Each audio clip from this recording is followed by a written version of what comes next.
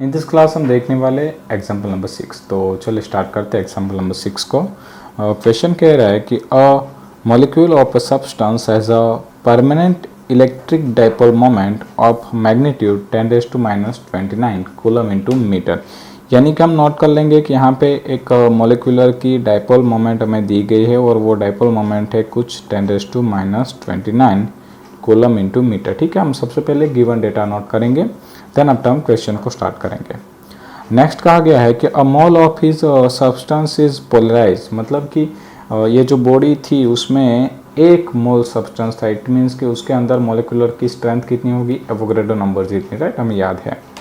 Yes, by applying strong electrostatic field of magnitude, मतलब हमें electrostatic field का magnitude दिया है तो हम नोट कर लेते E is equal to 10⁻⁶ volt पर मीटर। ठीक है, इलेक्ट्रिक फील्ड भी दिया था।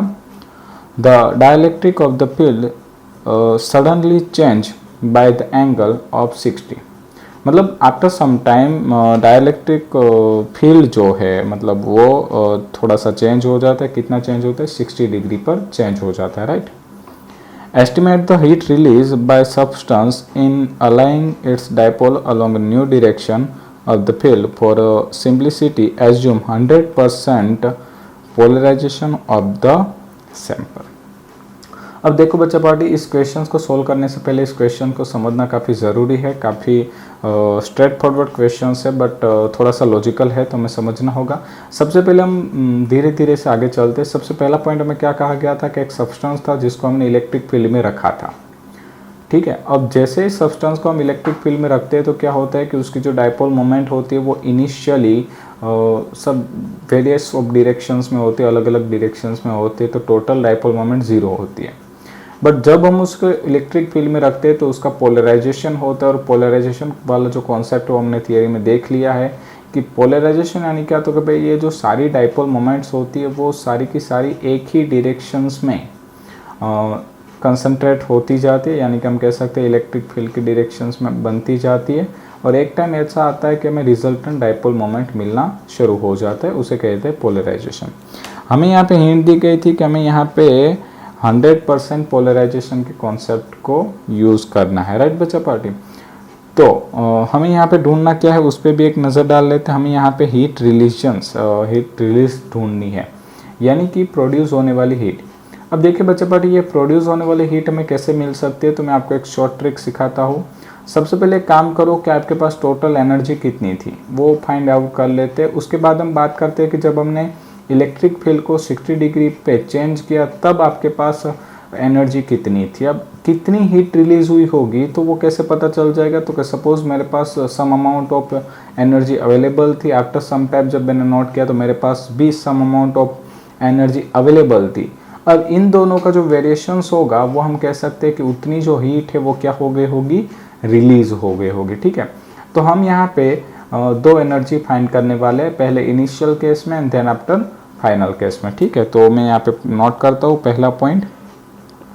हम यहाँ पे फाइंड करेंगे initial potential energy, right, initial potential energy. आपको याद होगा बच्चा पार्टी, इनिशियल पोटेंशियल एनर्जी यानी कि उसमें इंडिकेट करता हूँ UI से। अब पोटेंशियल एनर्जी का फॉर्मूला क्या हुआ करता था, यस ये हुआ करता था -P⁻T, राइट, आपको याद होगा। और अगर हम इससे अच्छे से लिखे तो हम लिख सकते हैं -PE cos theta.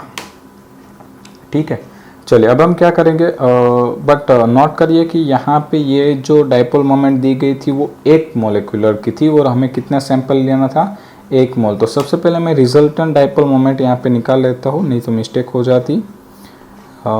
Resultant dipole moment, ठीक है, चलिए तो रिजल्टेंट डाइपोल मोमेंट कितनी होगी, इसको मैं मल्टीप्लाई कर देता हूँ 1 मोल से। तो 1 मोल में कितने मोलिकुलर थे वो हमें दिया है 6 × 10⁻23, तो ये आ जाएगा 6 × -29 + 23, तो यस डेफिनेटली सॉरी ये हो जाएगा -6। तो ये हमें मिल गई है रिजल्टेंट डाइपोल मोमेंट। ठीक है, चलो अब हम वैल्यू यहाँ पे पुट करेंगे। P की वैल्यू है 6 × 10⁻6, E की वैल्यू आप देखिए आपको क्वेश्चन में दी गई थी 10⁻6 है, और cos थीटा यानी angle between dipole moment and electric field. तो इनिशियली वो एंगल तो 0 था, दोनों एक ही डायरेक्शन में थी, तो हम यहाँ पे लिख देते हैं cos 0। और आपको याद होगा बच्चा पार्टी cos 0 की वैल्यू होती थी 1, तो यह हो जाएगा -6 इंटू 10⁻⁻6 इंटू 10⁻6। 6 - 6 कैंसल, आंसर आ गया -6 जूल, राइट। तो ये मुझे मिल गई है इनिशियल पोटेंशियल एनर्जी, राइट बच्चा पार्टी। अब हमें क्या करना था कि हमारा जो इलेक्ट्रिक फील्ड था वो डायपोल मोमेंट से 60 डिग्री का एंगल बना रहा था। मतलब अब हम क्या करेंगे, थीटा इज इक्वल टू लेने वाले हैं 60, ठीक है। चलिए, तो मैं यहाँ पे हेडिंग दे दूंगा सबसे पहले कि फाइनल पोटेंशियल एनर्जी, राइट। काफ़ी स्ट्रेट फॉरवर्ड, काफ़ी इजी है ये क्वेश्चंस। आपको सिर्फ फॉर्मूला पुट करना है और वैल्यूज़ पुट करनी है। चलिए, तो मैं डायरेक्टली थोड़ा शॉर्ट में जा रहा हूँ। मैंने फॉर्मूला रख दिया -PE cos थीटा। अब हम क्या करेंगे, वैल्यूज़ पुट करना स्टार्ट करेंगे। P की वैल्यू थी 6 इंटू 10⁻⁻6, E की वैल्यू थी 10⁻6 और cos थीटा की जगह पे हमें लेना था 60। चलिए बच्चा पार्टी जल्दी से बता दीजिए cos 60 की वैल्यू कितनी होती है। एक काम करते हम इसको काट ही देते। अब रही cos 60 की वैल्यू, आपको याद होगी cos 60 की वैल्यू, यस ग्रेट, ये होती है 1/2, ठीक है। तो हमारा आंसर आ गया -3 जूल। तो ये आ गया फाइनल पोटेंशियल एनर्जी, राइट। चलिए, तो अब हम यहाँ पे लिखेंगे हीट रिलीज, कितनी हीट रिलीज हुई होगी, ठीक है। तो हीट रिलीज कितनी हुई होगी पे चेंज इन एनर्जी जितनी, तो चेंज इन एनर्जी को मैं फॉर्मूला पुट करूँगा UF - UI। UF की वैल्यू थी -3 माइनस UI था -6।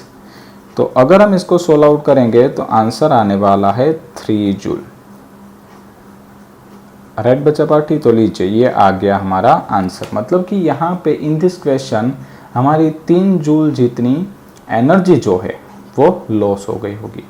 अब सोचो बच्चा पार्टी कि ये तो हमने जो है वो स्ट्रेट फॉरवर्ड मेथड की है। सपोज यही क्वेश्चंस अगर आपको एंट्रेंस लेवल पे पूछा जाता है, क्योंकि एंट्रेंस लेवल पे क्या होती है, टाइम कंजप्शंस ज़्यादा होने के चांसेस होते हैं, तो हमें ऐसी मेथड यूज़ करनी होती है जिसमें टाइम कंजप्शंस कम हो।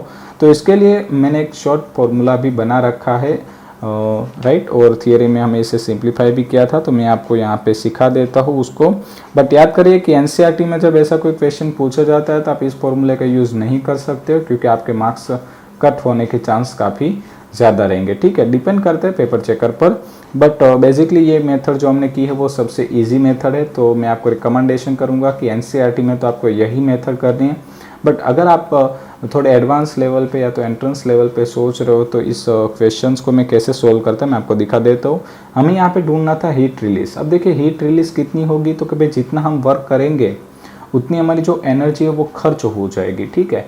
तो या तो हम खर्च होने वाली एनर्जी को फाइंड करें या तो वर्क को फाइंड करें, तो दोनों मैटर सेम ही रहता है। तो यहाँ पे वर्क को फाइंड करने का एक फॉर्मूला होता है work done, right. Work done W is equal to PE cos θ1 minus cos θ2, right बच्चा पार्टी। तो आप इस फॉर्मूले को अच्छे से रिमाइंड कर लीजिए, ये आपको डायरेक्टली आंसर तक पहुंचा सकता है। अगर आपको आंसर लाने के बाद चेक करना हो तो भी कर सकते हो। आपको P की जगह पे वैल्यू पुट करनी है, डायपोल मोमेंट P की 6 इंटू 10⁻⁻6, E की जगह पे वैल्यू पुट कर दीजिए 10⁻6, cos θ1 यानी कि अब हमारा इनिशियल एंगल, और हमने देखा था हमारा इनिशियल एंगल 0 था, तो आप यहाँ पे रख दीजिए cos 0। नेक्स्ट आफ्टर आता है θ2, तो θ2 की जगह पे आप देखिए हमें कितना एंगल बनाना था 60 डिग्री, तो आप यहाँ पे रख दीजिए cos 60, ठीक है।